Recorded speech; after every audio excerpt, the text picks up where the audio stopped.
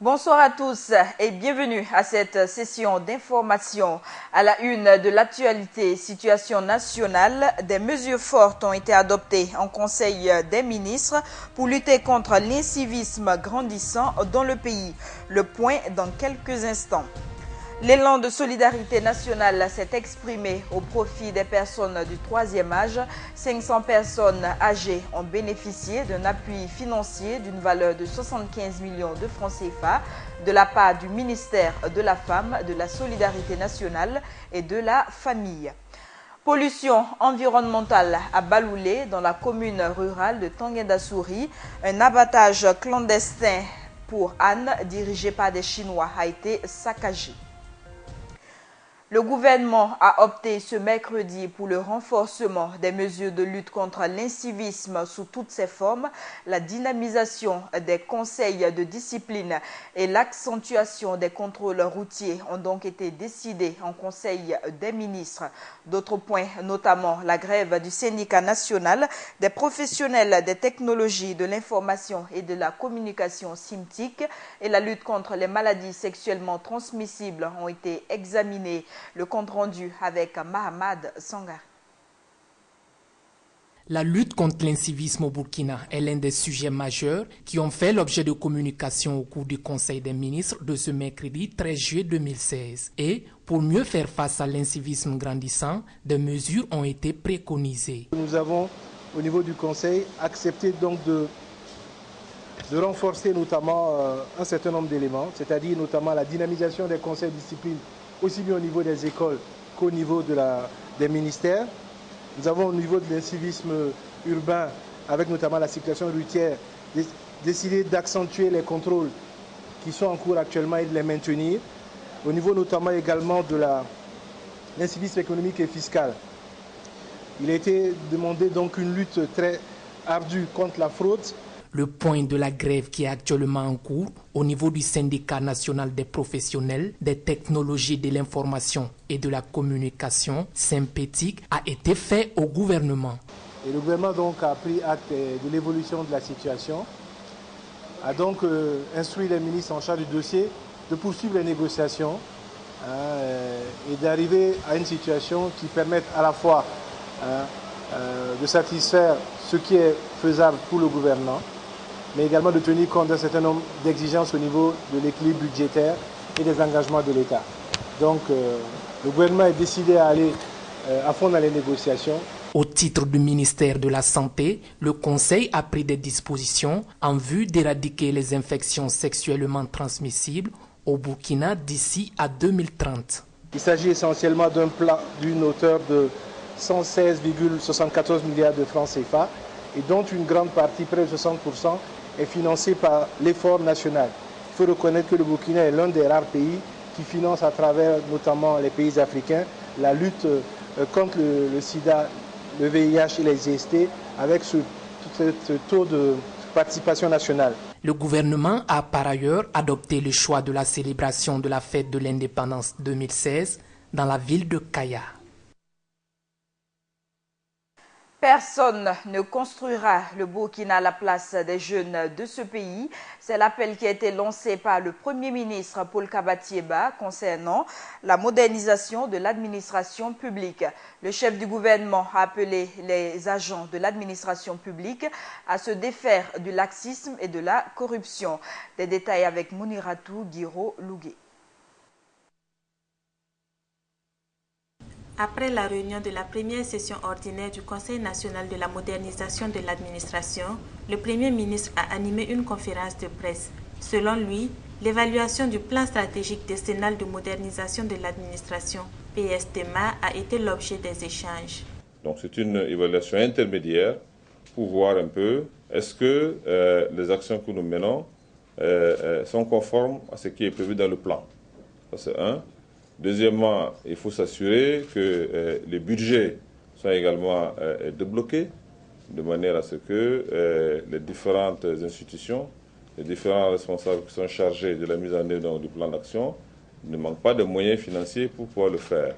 Concernant les lenteurs bureaucratiques, pour une effectivité des questions de modernisation des services, Un changement de comportement des agents est primordial. Il faut traiter le dossier avec célérité. On s'est parlé, on s'est dit, bon, quand un dossier arrive dans un bureau, si on peut le traiter dans la journée, il faut le traiter dans la journée.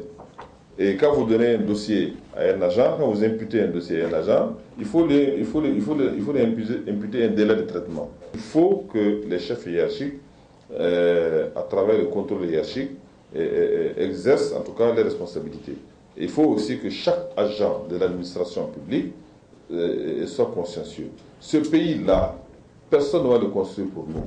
Même si on vient déverser des milliards et des milliards au Burkina Faso, si vous, les jeunes Burkinabés, vous ne vous levez pas, vous dites « Ah, on va prendre notre destin en main et construire ce pays-là », personne ne va le faire à votre place. En rappel, toute personne mêlée à des faits de corruption ne peut être nommée à des postes officiels selon Paul Kabatieba. En plus, des décrets concernant les délits d'apparence et les cadeaux indus ont été adoptés. En marge de l'ouverture de la session extraordinaire de l'Assemblée nationale, Salifou Diallo a qualifié de dérapage inacceptable dans une démocratie les violences post-municipales. Le président du Parlement a appelé au sens de responsabilité de tous les acteurs de la vie politique, qu'ils soient de la majorité ou de l'opposition, pour un retour rapide à un climat social apaisé. Il a également demandé que les fautifs soient sanctionnés avec toute la rigueur possible. Autre information, 500 personnes âgées venant des 13 régions du pays ont bénéficié de l'appui financier et matériel du ministère de la Femme, de la Solidarité nationale et de la Famille.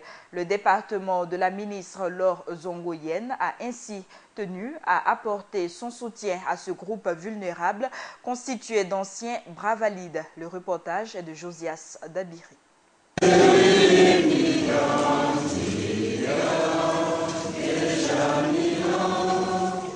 C'est par cet acte patriotique qui a consisté à l'exécution du détenu marquant la cérémonie officielle d'appui financier et matériel aux personnes âgées tenues à Bobo Dioulasso que la ministre de la Femme, de la Solidarité nationale et la Famille a communié avec les personnes du troisième âge venues de divers horizons du Burkina. L'objectif de cette remise de chèques aux personnes âgées, c'est de pouvoir leur apporter notre soutien pour mener des activités génératrices de revenus. Et pour cela, les personnes âgées, les 500 personnes âgées bénéficiaires de ce jour ont été identifiées au préalable par les services de mon département. Selon le recensement général de la population de 2006, 5,1% de la population burkinabé sont du troisième âge. En décidant d'appuyer ce groupe de personnes, le gouvernement burkinabé entend pérenniser l'action solidaire envers ce groupe vulnérable, autrefois bras valides de ce pays. Les personnes âgées, nous savons, c'est un capital humain d'expérience. Et donc nous devons travailler à promouvoir la solidarité intergénérationnelle.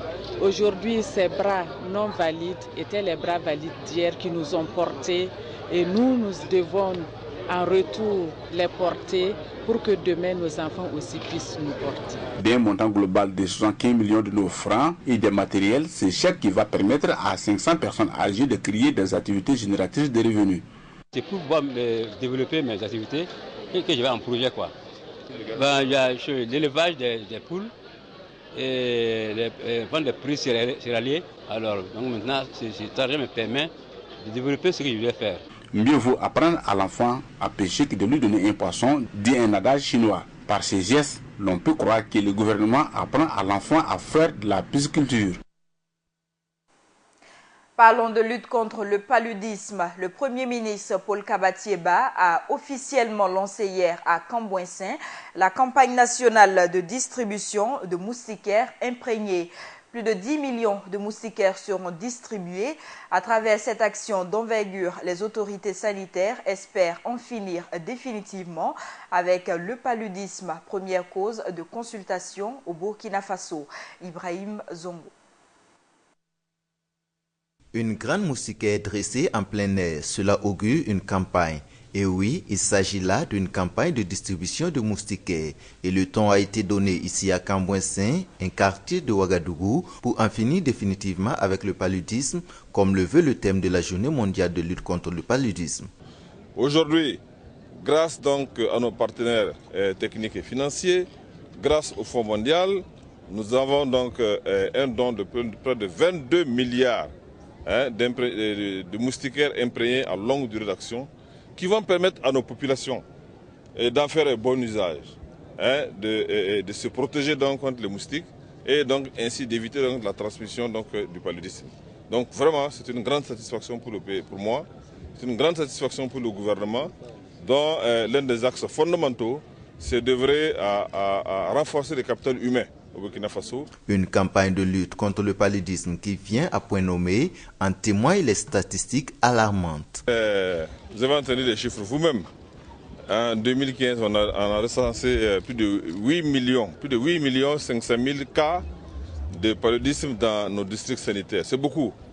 Et surtout, on a eu à déplorer plus de 5 000 décès dans nos formations sanitaires. Et le ministre l'a dit dans son rapport également, plus de 45% des cas de consultation dans nos formations sanitaires sont dus au paludisme. Donc c'est vraiment un grand problème de santé publique chez nous. Au cours de cette campagne qui s'étend du 15 au 18 juillet 2016, ce sont au total 10 millions de moustiquaires qui seront distribués dans plus de 3000 ménages. Le reste sera distribué au cours des campagnes de routine aux femmes enceintes et aux mères des enfants de moins de 5 ans.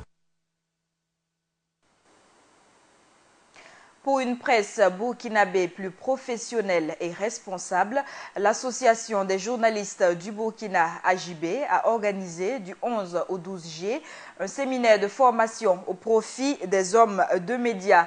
Les participants à ces travaux ont reçu plusieurs communications sur l'éthique et la déontologie, le secret défense et les médias, l'exercice de la profession de journaliste dans un contexte d'insécurité et de corruption.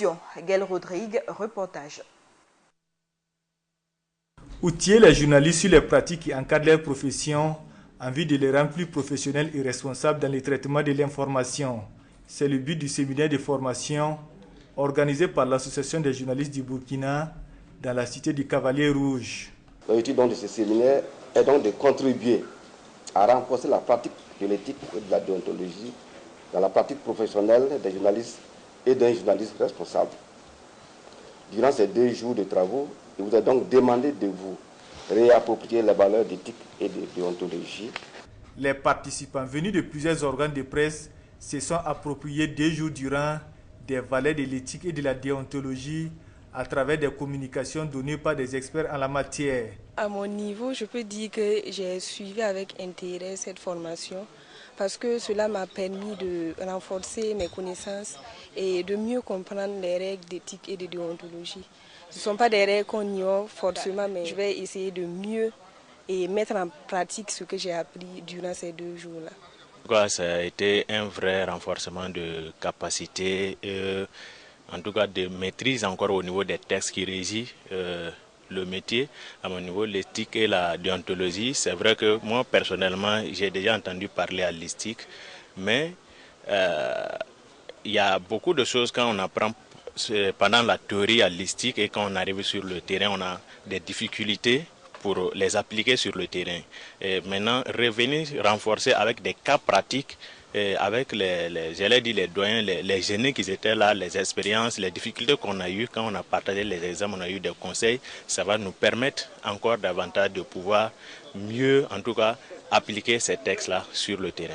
Outre l'éthique et la déontologie, des thèmes tels que secret défense et médias, l'exercice de la profession de journaliste dans un contexte d'insécurité et de corruption ont aussi été abordés au cours de ces séminaires, une initiative dont les journalistes souhaitent la réédition. En temps d'insécurité, le journaliste doit avoir un certain nombre d'aptitudes pour préserver sa vie durant sa quête d'information. Durant ce séminaire de formation de l'AJB, le thème sur l'exercice du journalisme dans un contexte d'insécurité a été longuement expliqué aux participants. Doumadier Rodrigue Guel. Une caméra d'un journaliste retirée par la sécurité Des confrères séquestrés dans l'exercice de leurs fonctions, ces faits sont réels et se déroulent chez nous. Les journalistes burkinabés, dans la quête perpétuelle d'information, sont confrontés à d'énormes difficultés. Mais quelles doivent être leurs attitudes dans de telles circonstances? Il y a un certain nombre d'attitudes que le journaliste doit avoir. Ça dit ne négliger aucune menace d'abord. Ça, c'est la première des conditions. Chaque fois qu'il sent une menace pour sa sécurité, c'est de prendre la menace au sérieux, d'essayer avec l'appui d'autres personnes ou individuellement à évaluer les risques et puis l'ampleur des risques et puis pouvoir effectivement saisir les organisations professionnelles des médias, également aussi les forces de défense et de sécurité. Et le président de la CEP d'interpeller les journalistes à éviter de prendre certains risques là où il n'en faut. Quand il sent qu'effectivement, en allant à tel événement, il sait que ça peut dégénérer, il essaie d'anticiper en prenant les dispositions pour se donner les moyens de pouvoir sortir des lieux s'il le faut en cas d'urgence. Pour lui, cette disposition n'est pas une excuse pour les journalistes d'aller à la recherche de l'information en temps d'insécurité. Le journaliste ne part pas sur le front, il se retrouve et comment il fera pour avoir les informations pour pouvoir livrer au public. En fait, c'est son travail qui l'amène sur le front, même parfois au péril de sa vie. Il prend des risques énormes pour donner l'information. Mais en fait, c'est pour dire effectivement que malgré les risques, le journaliste aussi doit avoir une certaine aptitude à anticiper et à éviter de se livrer dans des contextes où effectivement ça peut être finalement périlleux pour lui. Toujours est-il que les hommes des médias doivent éviter tout acte de corruption qui pourrait entacher leur crédibilité. Du fait aussi, en tout cas au prétexte qu'ils vivent dans la précarité et que leurs conditions de vie ne leur permettent pas de refuser ou de résister à la corruption, et même en fait donnent l'impression de créer les conditions pour être corrompus, soit en courant derrière ce qu'ils appellent les gombos, soit aussi en s'acoquinant avec certains acteurs politiques ou des puissants d'argent. Il termine en invitant les journalistes à éviter de plaire à tout prix au public en donnant des informations erronées. À présent, cap sur Bobo Dioulasso, où la SNCITEC ouvre ses portes au grand public dans le cadre de la promotion des produits qu'elle produit et commercialise. L'huile, le savon, le tourteau pour bétail. L'unité industrielle a organisé des journées portes ouvertes le 9 juillet. Compte rendu Josias Dabiri. La société d'huilerie SNCITEC, qui est la plus grande et ancienne de son domaine au Burkina Faso et implantée à la zone industrielle de Bobo Dioulasso, dispose de plusieurs unités de production industrielle. De l'huile en passant par les savons, la SNCITEC est aussi spécialisée dans la fabrication des tourteaux pour bétail. En vue de faire connaître tous ces sous-produits, la société a organisé le samedi 9 juillet 2016 à Bobo Dioulasso la première édition des journées portes ouvertes sur ces produits. L'ambition, c'est de faire parler un petit peu plus de ces produits, de les faire mieux connaître entre l'aliment, le tourteau, et de poser les jalons pour l'avenir, pour développer d'autres produits encore, d'enrichir ce que nous avons, de développer des produits peut-être pour la volaille, ou des produits différenciés pour des bœufs qui seraient à vocation laitier ou de chair. Donc voilà les différentes problématiques, et puis bon, évidemment d'attirer l'attention. On est toujours aux attentes du gouvernement. Le ministre a dit lui-même qu'il y a quelques problèmes de soudure des fois, donc si nous on peut répondre également à ces demandes et trouver une meilleure satisfaction pour les éleveurs, ce sera avec plaisir. Cette initiative a été saluée et encouragée par les plus hautes autorités de ces pays. Une réelle satisfaction d'être venu. Ce que j'ai découvert, vraiment, je suis très impressionné comme je l'ai écrit dans le livre d'or. C'est vraiment de très bonnes impressions et je suis rassuré en tout cas de la qualité que revêtent ces produits, et surtout pour mon ministère. Même si ces tourteaux pour bétail se portent très bien sur les marchés, n'empêche au ministre de jeter un regard favorable sur ce label afin de rendre plus disponibles ces produits et à moindre coût. J'ai appris avec la SNCITEC, mais même les producteurs m'ont effectivement interpellé sur le sujet que effectivement le coût est assez élevé du fait que nous avons encore des taxes qui sont sont grevées à ces produits. Nous allons essayer de réfléchir très rapidement d'ailleurs là-dessus parce que nous avons effectivement des problèmes de stock alimentaire, de stock de sécurité pour nos bétails. Cette journée a été une aubaine pour les autorités de visiter les installations de la SNCITEC et d'apprécier positivement les qualités des produits ainsi que les efforts consentis par cette industrie pour rester une référence au Burkina Faso. L'actualité, c'est aussi ce tabatage clandestin d'ânes à Baloulé, dans la commune rurale de Tanguin d'Assouri. Les activités de l'usine dirigée par des Chinois ont été interrompues hier par les autorités locales. La décision est tombée après la destruction des installations de l'usine par des jeunes de cette localité. Suivons ce constat avec Cheikh Omar Bandaogo. Baloulé, dans la commune rurale de Tanguin d'Assouri. Ce village où l'abattoir voit passer chaque jour plus de 300 ânes. Si au départ tout était normal, l'activité a commencé à révolter la population, forçant une implication du chef du village. Cette démarche a conduit donc les CVD vers le préfet et il faut avouer que la situation n'a pas changé, n'a pas grandement changé. Les jeunes du village ont donc libéré les ânes de l'enclos et fait appel aux hommes de médias pour un constat. 2 journalistes sont alors séquestrés le lundi 11 juillet par les Chinois qui exploitent l'abattoir. Et c'était la goutte d'eau de trop. Au début, quand ils ont commencé à travailler, on a vu qu'il y a l'odeur qui envahissait le village. On a essayé de se plaindre. Quand on est parti, ils ont dit qu'ils vont trouver une solution. Deuxièmement, il y a eu une forte pluie qui est venue. Donc ça a ramassé le sang des ânes pour mettre dans tous nos puits. On n'a plus de l'eau à boire. Donc on les a appelés, ils sont venus. Ils avaient dit qu'ils vont venir analyser nos eaux. S'il y a une solution pour nous, ils vont faire pour nous. Ça n'a pas été fait. Il y a eu une première fois, on les a croisés. Deuxième fois, on a dialogué. Troisième fois, on y a dialogué. Quatrième fois, on y a dialogué. Et puis c'est fini. Conséquence, l'abattoir est saccagé. Le maire de la commune tente de concilier les parties dans l'après-midi du mardi, mais il reste ferme. Il n'y a pas question que l'activité continue.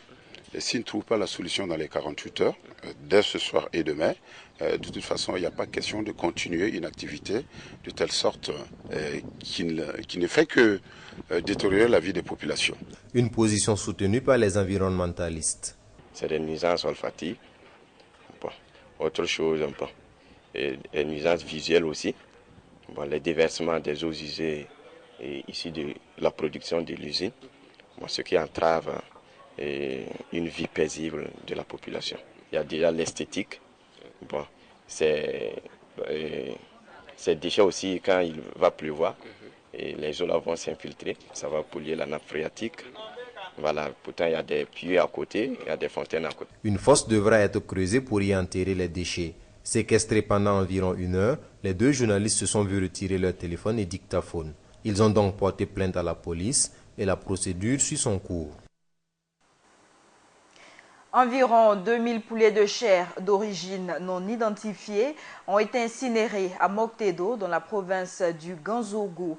La marchandise a été découverte lorsque le camion de livraison a eu un accident à 10 km de Moctedo. C'est à l'issue du constat d'usage effectué par la police de Zam que la cargaison a été saisie pour plus d'enquête. Elle a finalement été déclarée impropre à la consommation par les services de la santé animale et humaine. Parlons culture à présent. Fitini Show 2016 se tiendra autour de la protection des jeunes filles, du mariage précoce et forcé. Un choix non fortuit selon le comité d'organisation qui était face à la presse le 11 juillet 2016. Et pour cette 17e édition, des innovations sont au programme, notamment l'introduction du slam et la prestation en live et semi-live. Josias Dabiri. Du mariage précoce et forcé. C'est sous ce thème qui va se tenir du 10 juillet au 25 septembre 2016 la 17e édition de la fête culturelle des enfants dénommée Fitini Show. À cette occasion, le comité d'organisation face à la presse lundi 11 juillet 2016 donne l'assurance. Les zones qui seront concernées par Fitini Show, nous avons la zone 1 Bobo Dioulasso, Dédougou Banfoura Gawa, et la zone 2, nous avons Ouagadougou Koudougou Dori. Les pays invités, nous avons, les années passées, on avait la Côte d'Ivoire, le Mali, le Niger, et cette année, nous allons ouvrir ça au Togo. Comme d'habitude, plusieurs activités sont attendues pour cette édition. On aura des ballets chorégraphiques, modernes ou traditionnels, des sketchs sur le thème, des imitations d'artistes en semi-live et en live, parce que vous savez que depuis que on fait la finale en live, le slam. C'est vrai, l'année passée, on n'avait pas fait le slam, mais cette année, on a réintégré le slam également sur le thème et les mises en tenue traditionnelles, qu'on appelle Sunguru Saramani. L'association Denis Demain, qui est la structure organisatrice, justifie le choix du thème par plusieurs raisons. Donc c'est envie d'apporter sa contribution à la lutte contre le mariage forcé et précoce des jeunes filles à travers la sensibilisation et une prise de conscience des populations que l'association Denis Demain a choisi le thème de protéger les filles du mariage précoce et forcé pour la 17e édition de Fitini Show afin de se servir de son audience et de sa visibilité pour demander l'application des lois nationales et les obligations internationales qui interdisent le mariage précoce et forcé. À en croire au tir du président du Denis Demain, Moussa Dambélé, et donc président du comité d'organisation, tout est fin prêt pour le bon déroulement de cette fête des enfants avec des mesures sécuritaires bien fournies et gérées par les personnels habilités. Ce qui permettra à Fitini Show de continuer son petit bonhomme de chemin afin d'occuper utilement et sainement les enfants pendant les vacances. L'annulation du concert de l'amitié prévu le 16 juillet continue de défrayer la chronique à Ouagadougou et même sur la toile.